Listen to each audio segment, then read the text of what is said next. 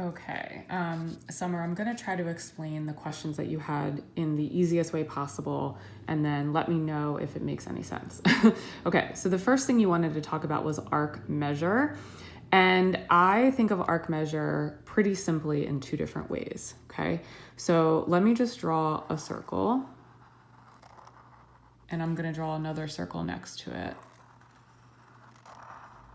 And in the circle on the left, you see the circle on the left, I'm going to put in what's called a central angle. So a central angle means the vertex is on the center and the angle goes like that. So I'm just going to make something up. Let's say this is 45 degrees, okay?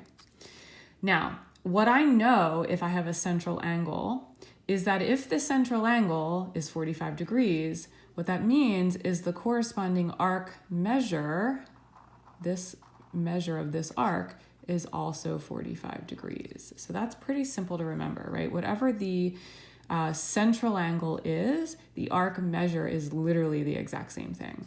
So if I had, I don't know, make this like a smaller one, let's say that's 20 degrees, right? That would mean that this arc right here is also 20 degrees. And of course, there are 360 degrees that go all the way around the circle. So if you have what's called a central angle, the arc measure is the same amount of degrees, okay? Now, if you have something called an inscribed angle, that's just a fancy way for saying, hey, the vertex is not really on the center. So, I don't know, I'm gonna make it up. That means that the vertex is like on the edge, right? And so I'll just do this. That would be an inscribed angle versus this here, which is a central angle. And when it talks about subtended angles, think about this angle is subtended by the arc. It just means that it like sort of intersects. So that's kind of a word that you can almost ignore. Okay, so let me just make something up. Let's say this is, I don't know, 40 degrees. I'll make it easy, right? If an inscribed angle where the vertex is on the actual circle is 40 degrees, then this arc measure is actually twice that amount. This means that this is going to be 80 degrees, okay? And that's really the only two types of angles that you need to worry about. So when you have the inscribed angle is half of the arc measure, or you can think of the arc measure as being double the inscribed angle.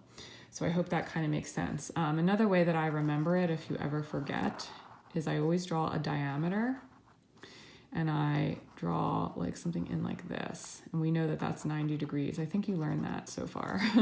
But if you think about it, this angle here is an inscribed angle. It's 90 degrees, right? Because the vertex is on the center.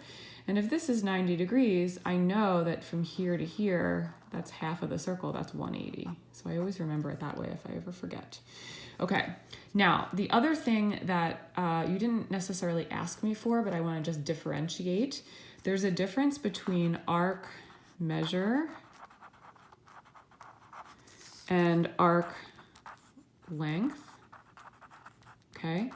So arc measure is always in degrees, and it doesn't matter how big the circle is, right? So arc measure literally is, you know, right? This arc is 180 degrees because it's half of the circle.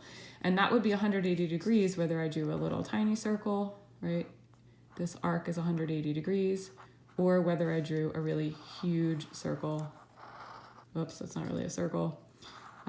This part here would be 180 degrees. So arc measure is always in degrees, right? And it doesn't matter how big the circle is. And it's, you find the arc measure by doing what we did up here. You either have a central angle or you have an inscribed angle. Now arc length is basically the circumference of the circle, right? So think of arc length as how far you're going around the circle. And this depends on radius. And this is, you didn't really ask me to explain this to you. I'm just kind of giving you some extra info just in case. So for example, like I'll just make something up. Let's say I have a really small circle. if I want to measure the arc length, I don't do it in degrees. I'm measuring it in units, like let's say inches or something, right? So let's say this circle, if I measure from here to here, I go all the way around. I say, oh, the length of the arc all the way around is 8 inches, right? But if I draw a bigger circle, you can see that I'm going to have to travel a farther distance, right? So I'm going to go, whoa, all the way around. Maybe that's, I don't know, 24 inches, right? So when they're talking about arc length, they're talking really about the distance around the circle or the circumference. And a lot of times in these problems, you're asked to find the arc length for a specific part of the arc. So I'm just going to give you just a quick example. So I'm just going to make up something easy. So let's say this is 120 degrees, right? And they tell you that the circumference is, I don't know, 18 centimeters, right? And they ask you in the problem, hey, find the arc length of AB, right? Like how far is that? It's like, what's the length of this? Well, I have to think about it as if the circumference is the distance all the way around the entire circle, and that's 18, going from A to B, I'm only going 120 degrees out of the 360 degrees that I could possibly go, or 1/3 of the way. So the arc length from A to B is just 1/3 of the big circumference because it's just 1/3 of the distance around the whole thing. So 1/3 of 18 is 6. Okay, so just make sure you have that difference of arc length. Think about it as like, how long is this piece of string? Like, how far around the circle did I go? And that depends on the radius, right? The bigger the circle, the bigger the arc length. And you can use the angle to figure out what percentage of the circle you did. And that will be the arc length. Versus arc measure, always measured in degrees no matter what. So I hope that helped a little bit. Please do not hesitate to ask me any more questions, and definitely email me back to let me know if that made sense. Also, as you're going through some of the problems, what you can do is like send me an email picture of it or something, or try to snip a picture of it, and I can kind of explain it this way for you. Okay? All right, good luck, and let me know if you have more questions.